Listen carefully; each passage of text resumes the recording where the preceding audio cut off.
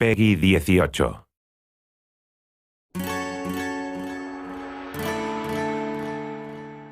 think the biggest reason for choosing Hong Kong had to do with Hong Kong cinema.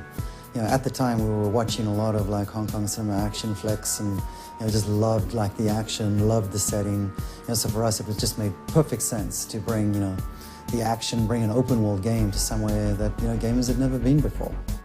Got this meshing of cultures. You've got the Eastern culture and the Western culture. The Western culture being the British involvement in Hong Kong, and how those two cultures have sort of been fused together over the past century and a half. It has really shaped that city.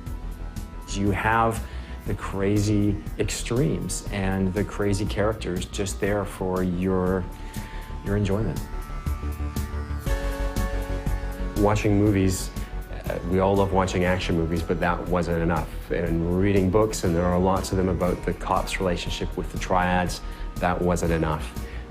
We wanted to go there and experience it and understand not just what it meant to be there, but the elements that they could bring back. For the first time, we experienced the city through the viewfinder of our cameras, so we were just taking photos non-stop.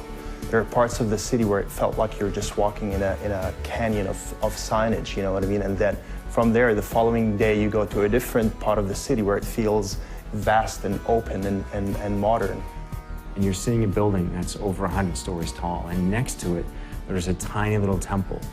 You see guys hanging out on a street corner who look like they were in a street fight, and they were triad guys who actually were in a street fight. The key for us about the triads and about Hong Kong was just how interwoven like the triads are into society there. It's not like there's a bad guy that you can point to the whole time. They're part of the fabric. We were really lucky to be able to talk to people on both sides, the police and the triads. We talked to a member of very high up, and I guess you'd call it the Hong Kong Secret Service. He was fascinating to talk to, just in terms of understanding what the threats were in Hong Kong. We talked to a couple of members of the triads as well, who took our writer into some very interesting places. He never felt at risk, but he learned some interesting things.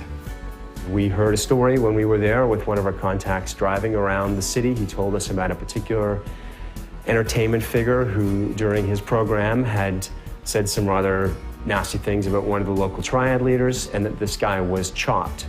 Chopped being the term of being attacked by a triad but left alive. No sooner had he told us the story than we drove around a corner, and he said, well, there he is. And sure enough, there was this guy walking down the street who we passed, who was years after the attack, but very visibly limping and very visibly maimed.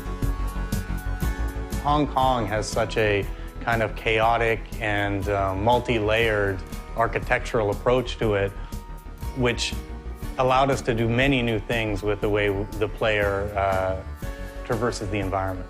We've basically taken the essence of the city, the essence of the lifestyle, and designed all of our gameplay mechanics around that so that we can basically embrace the culture, but also create an experience where players will actually feel like a, gangster. Hong Kong is an island, and what we did was create an island with 4 separate neighborhoods. North Point, which is where you start the game, which is more reminiscent of Kowloon. Central Hong Kong, very famous skyline.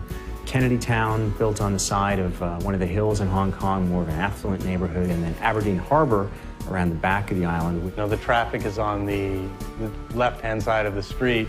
We decided, for the sake of authenticity, that we were going to go with that. We wanted to capture a bit of everything, because really what's unique about Hong Kong is its diversity, and we wanted to capture that diversity. And small things like the tiny alleyways, the cluttered alleyways that feel dingy, foreign, and threatening in some ways. Layers of signage and pipes and wires and hanging laundry. It's a bit overwhelming in the beginning, but then you start slowly getting adjusted to what you're seeing.